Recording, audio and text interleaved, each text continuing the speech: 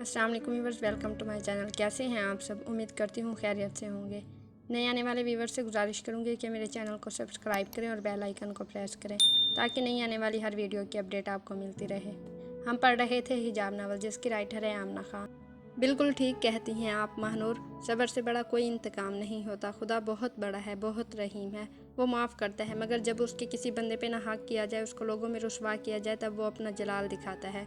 तब वो ज़मीन के फ़िरौनों को बताता है, मैं हूँ इंसाफ करने के लिए, मैं खड़ा हूँ उसके साथ जो चुप है, जो सब्र कर रहा है। फिर पता है क्या शुरू होता है? मकाफ़ात अमल, जो हम जैसे बदबख्त कभी नहीं समझते। और पता है महानूर, जो लोग किसी को बगैर जाने दूसरे बंदे के ना हक अमल का साथ देते हैं ना, तो कम उनके साथ भी नहीं होता। किसी का दिल दुखाने वाला एक भी अल्फाज आपको कभी सुकून से जीने नहीं देता, कभी आपको खुश नहीं रखता। तभी कहते हैं हर मामले में नहीं बोलना चाहिए जहां आपको सच और झूठ का पता ना हो। बेशक अनकरीब खुदा अपना इंसाफ करेगा, वो इंसाफ करने वाला बड़ा मेहरबान है। क्या हुआ है जरी को? क्या कहा है डॉक्टर ने? बेटे की हालत देख के वो समझ तो गई थी मसला यकीनन कुछ बड़ा ही है, वरना उनका बेटा ऐसा हो जाए ये तो कभी उन्होंने ख्वाब में भी नहीं सोचा था। दादी अम्मा, डॉक्टर ने कहा है जरी को एबटाबाद लेके जाएं। आज पहली बार ऐसा हुआ था, उन्होंने अपनी माँ की बात का जवाब नहीं दिया था। वो गर्दन झुकाए ज़मीन को ही देखते रहे। उनको पता ही नहीं था कौन उनसे बात कर रहा है, कौन उनके पास बैठा है। बेटे ने बाप की खामोशी देखी तो फ़ौरन से दादी अम्मा को जवाब दिया, क्या एबटाबाद? मगर वहाँ क्यों? अब की बार दादी अम्मा की जगह अम्मी बोली थी, जैसे उनका दिल बाहर आने वाला हो, किसी ने उनके दिल पर ज़रब लगाई हो। अम्मी, डॉक्टर ने कहा है अगर वहाँ भी इलाज ना हुआ तो फिर पिंडी जाना पड़ेगा।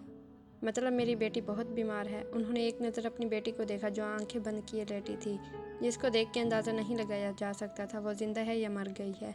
उसकी सफ़ेद रंगत ये बताती थी ये जो लड़की लेटी है इसमें खून का एक कतरा भी बाकी नहीं बचा।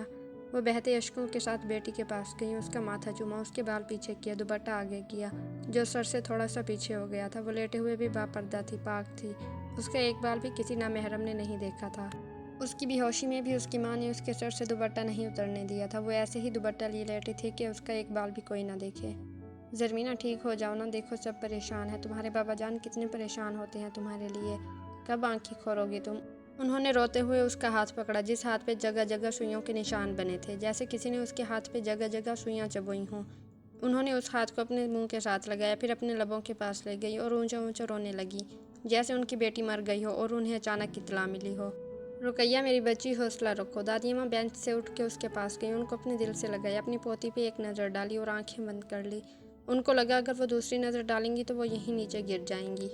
अम्मा, आप दुआ करें ना हमारी ज़रमीना ठीक हो जाए। रुकैया बेगम ने रोते रोते उनको देखा जो खामोश आंसू बहा रही थी, अपनी पोती को देख रही थी। ज़रमीना गुल, अल्लाह तुम्हें तुम्हारी दादी की उम्र लगाए। मैं मर जाऊँ तुम्हारी जगह, तुम ठीक हो जाओ ज़रमीना, मेरे इब्राहिम के लिए ठीक हो जाओ। उन्होंने एक नज़र उसको देखा, फिर अपने बेटे को देखा जो गर्दन झुकाए किसी रोगी की तरह बैठा था। उनको लगा उनका कलेजा फट जाएगा। वो रोते हुए अपनी पोती से बातें करने लगी जो शायद कुछ नहीं सुन रही थी, कुछ नहीं समझ रही थी। बाबा जान, एम्बुलेंस खड़ी है, हमें निकलना होगा। सुल्तान भागता हुआ आया और बाप को बताने लगा, उस बाप को जो दुनिया से बिल्कुल बेनियाज बैठा था।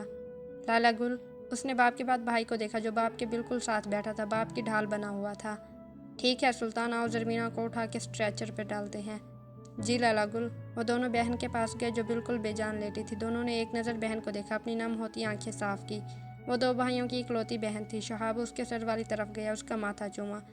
ज़रमीना, तुम्हें कुछ नहीं होगा, तुम्हारा भाई तुम्हें कुछ नहीं होने देगा। उसने कांपते हाथों से बहन को ऊपर किया और सुल्तान को देखा जो एक सकते की हालत में खड़ा बहन को देख रहा था। जैसे बहन कम वो ज़्यादा बीमार हो, जैसे बहन से ज़्यादा उसको तकलीफ़ हो, उसको दर्द हो। सुल्तान।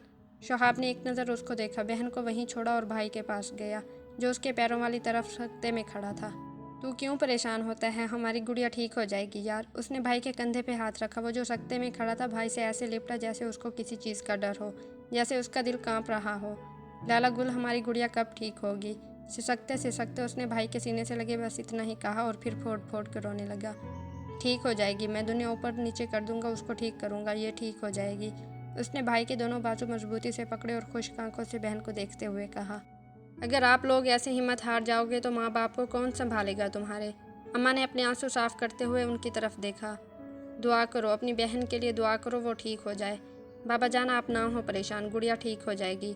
शहाब बाप के पास आया, उनके कदमों में ज़मीन पे बैठा। जो बाप कब से दुनिया से बेखबर था, बेटे की इस बात पे उसने ऊपर देखा। हाँ, मेरी गुड़िया ठीक हो जाएगी, उठाओ बहन को और चलो। न जाने उनको इतनी हिम्मत, इतना हौसला कैसे मिला था। वो खड़े हुए सुल्तान के कंधे पे हाथ रखा। तुम्हारा बाप जिंदा है अभी, तुम लोगों की मौत को अपने सर लेने के लिए। एक हौसले से उन्होंने बेटे की तरफ देखा। वो बेटा जो कभी बाप के सामने बैठा भी नहीं था, बाप के गले लगा और रोने लगा। अब नहीं रोना सुल्तान, अब कोई ना रोए यहाँ। मेरी बेटी ठीक हो जाएगी, बिल्कुल ठीक। उन्होंने सबकी तरफ एक नज़र देखा और अपना फैसला सुनाया। कहाँ हो मेरे दिल की मलका, के वजदान का जीना मुहाल है तुम्हें देखे बगैर। तुम्हें पता है मलका, मुझे लगता है मैं फ़कत तुम्हारे लिए ज़िंदा हूँ। मेरे जैसे बंदे का इस दुनिया में क्या काम है। ना जाने तुम कहाँ हो, मैं किधर ढूंढूं तुम्हें। मलका बता के जाती तो वजदान को तुम्हारी वापसी की आस होती, मगर तुम तो बताए बगैर चली गई। बता देती मलका के वजदान का जीना और मरना इतना मुश्किल ना होता। वो खुले आसमान के नीचे खड़ा चांद की रोशनी में उसको देखते हुए बातें करने लगा। ये तो उसका रोज़ का मामूल था। वो रोज़ उसका दीदार चांद को देख के करता था। ये कैसा दर्द है जाने, मुझे ऐसे लगता है कहीं बहुत गलत हो रहा था। ऐसे बेचैनी तो पहले कभी नहीं हुई मुझे। तुम कहाँ हो मलका? पहले भी तो तुम्हें इतने दिन नहीं देखता था, तब तो ऐसा दर्द नहीं हुआ। न जाने क्यों कुछ दिनों से मेरा दर्द बढ़ता जा रहा है। मेरे अंदर कुछ अजीब सी तकलीफ़ हो रही है। क्या है ये? या अल्लाह रहम कर मुझ पे। जानता हूँ बहुत गुनहगार हूँ मैं, जानता हूँ उसको मांगने के काबिल नहीं हूँ मैं, जानता हूँ, मगर तू तो देने वाला है, मुझे अता कर। उसकी नज़र अब चांद से हटी। वो आसमान को देखने लगा, जो सितारों के झुरमुट में कुछ ज़्यादा ही पुरकशिश लग रहा था। आसमान को देख के वो अल्लाह से मुखातिब हुआ, अल्लाह से मांगने लगा। बालकनी में खड़े खड़े उसने आंखें बंद की। उसका अक्स उसकी आंखों में आया। वो आंखें जिन पे वो मर मिटा था, आज उनमें कुछ दर्द था, जैसे तकलीफ़ के बाइस खोल ना पा रही हों। उसने फ़ौरन आंखें खोली, इधर उधर देखा, अपने दिल पे हाथ रखा जो ज़ोर ज़ोर से धड़क रहा था, जैसे अभी बाहर आ जाएगा। क्या हुआ है तुम्हें मलका? उसने कांपते होठों के साथ चांद की तरफ देख के पूछा, जैसे उसका दिल बहुत बुरी खबर का इल्हाम दे रहा हो, जैसे उसके साथ बहुत गलत होने वाला हो। चांद को देखते ही वो गहरी गहरी सांसें लेने लगा।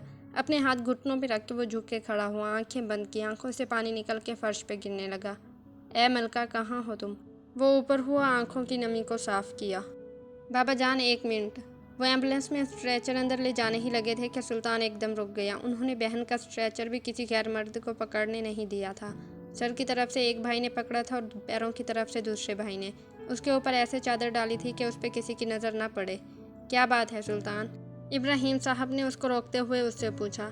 बाबा जान, जाने से पहले ज़रमीना का सदका देना है। उसने खुश्क होती आंखों से बाप को देखा और आराम से कहा। इस वक्त क्या सदका करना है सुल्तान तुमने? शहाब ने स्ट्रेचर को अपने हाथों में पकड़ते हुए कहा।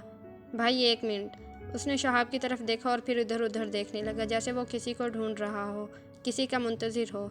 इधर आए, इधर, मैंने आपको बुलाया था। उसने दूर से आते हुए एक शख्स को देखा और वहीं से ज़ोर की आवाज़ दी, जो उसकी आवाज़ पे बकरा लिए उसकी तरफ आया। बाबा जान, ज़रमीना का सदका उतारे। उसने हल्का सा मुस्कुराते हुए बाप की तरफ देखा, जो आंखों में नमी लिए अपने बेटे को देख रहा था। लाला गुल। उसने भाई की तरफ देखा, जो उसका इशारा समझ गया था। वो थोड़ा सा पीछे हुआ, इतना पीछे कि दोनों भाई बहन को उठाए एक खाली जगह पे गए। बाप ने बकरे की रस्सी हाथ में पकड़ी और बेटी के गिर्द चक्कर लगाने लगा। मेरी ज़रमीना, तुम्हारा बाप तुम पे सदके। पहला चक्कर लगाते ही उन्होंने अपनी बेटी को देखा, जो दोनों भाई के हाथों में एक जिंदा लाश बने स्ट्रेचर पर पड़ी थी। ज़रमीना गुल, उठ जाओ, अपने बाबा जान की खातिर उठ जाओ। दूसरा चक्कर मुकम्मल हुआ। ज़रमीना गुल, तुम्हारे बाबा जान बूढ़े हो गए हैं, वो तुम्हारा दुख नहीं देख सकते। मेरी बेटी, उठ जाओ। तीसरा चक्कर मुकम्मल करते ही उनकी आंखों से आंसुओं का सिलाब गिरने लगा। आज इब्राहिम खान सवाती धाड़े मार मार के रोने लगा। उनको लगा अब वो एक कदम आगे नहीं चल सकेंगे। वो कुछ देर रुके और फिर चलने लगे। एक बाप अपने दो बेटों और एक बेटी के गिर्द चक्कर लगा रहा था, उनका सदका उतार रहा था। ज़रमीना गुल, उठ जाओ, तुम्हारे बाबा जान को बहुत ज़रूरत है तुम्हारी। चौथा चक्कर मुकम्मल करते ही वो वहीं रुके, गहरी गहरी सांसें ली और फिर चलने लगे। ज़रमीना गुल, अपनी माँ के लिए उठ जाओ, अपने भाइयों के लिए उठ जाओ, जो इतने लाडों से तुम्हें उठाए खड़े हैं। पांचवा चक्कर लगाते ही वो बकरा हाथ में पकड़े अपने पाँव के बल ज़मीन पे बैठ गए। आज एक बाप ही समझ सकता था एक बाप पे उस वक्त क्या गुजरती है, जब वो अपनी बेटी की ज़िंदगी का सदका अपने हाथों से देता है। ज़रमीना गुल, मैं अब चल नहीं सकता बच्चे, मैं ज़ईफ़ हो गया हूँ। कांपती टांगों के साथ वो फिर उठे और छठा चक्कर मुकम्मल किया। ज़रमीना गुल, उठ जाओ, अपने बाबा के मरने से पहले उठ जाओ। मुझसे पहले नहीं मरना ज़रमीना गुल, मेरे बेटे तो बाहर के हैं, तुम मेरी बेटी मेरी चारपाई के पास बैठना, अपने बाबा जान की मैयत पे आवाज़ दे दे के रोना, अपने बाप का मातम मनाना। तुम नहीं होगी तो कौन मेरी मैयत पे मातम करेगा, कौन मेरी मैयत पे बाबा जान कह कह कर रोएगा।